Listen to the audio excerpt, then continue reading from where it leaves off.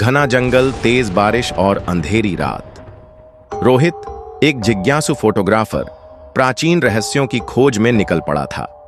गांव वालों ने उसे उस मंदिर के बारे में चेतावनी दी थी जहां काले बंदर की मूर्ति है। उन्होंने बताया था कि जो भी वहां गया वह लौट कर नहीं आया। लेकिन रोहित इन बातों पर यकीन नहीं करता था।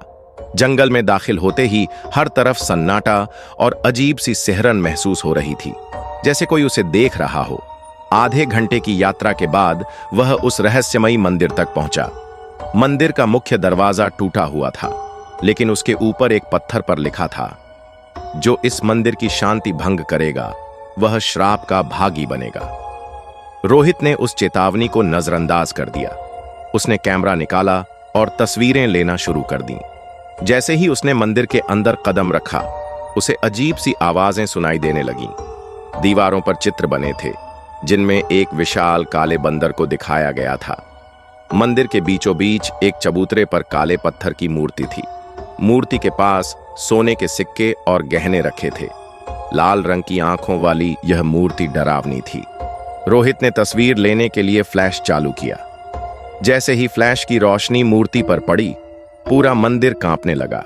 मूर्ति की लाल आंखें चमकने लगीं। हवा में एक गूंज उठी, तुमने मेरी शांति भंग की है, अब यहां से निकलने का कोई रास्ता नहीं।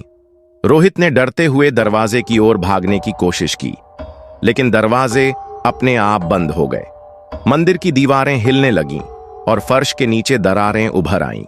अचानक मूर्ति से काले धुएं का गुब्बार निकला और उसने एक विशाल काले बंदर का रूप ले लिया।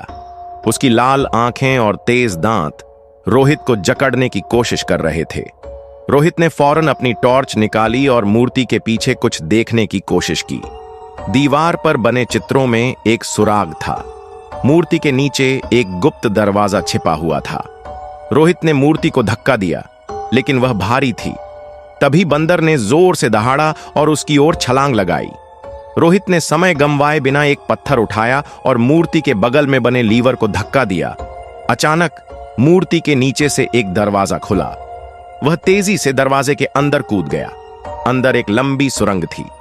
सुरंग की दीवारों पर अजीब संकेत बने थे, जो बताते थे कि यहां से बाहर निकलने का रास्ता केवल वही पा सकता है जो लालच छोड़ दे। सुरंग के अंत में एक बड़ा चबूतरा था, जिस पर चमचमाता खजाना रखा हुआ था। रोहित खजाने के करीब पहुंचा, लेकिन तभी उसे याद आया कि दीवार पर क्या लिखा था। उसने खजाने को छूने की बजाय आगे का रास्ता ढूंढना शुरू किया। तभी सुरंग में आग की लपटें उठने लगीं। वह तेजी से भागा। पीछे से काले बंदर की परछाई उसे पकड़ने की कोशिश कर रही थी। आखिरकार सुरंग के अंत में रोशनी दिखी।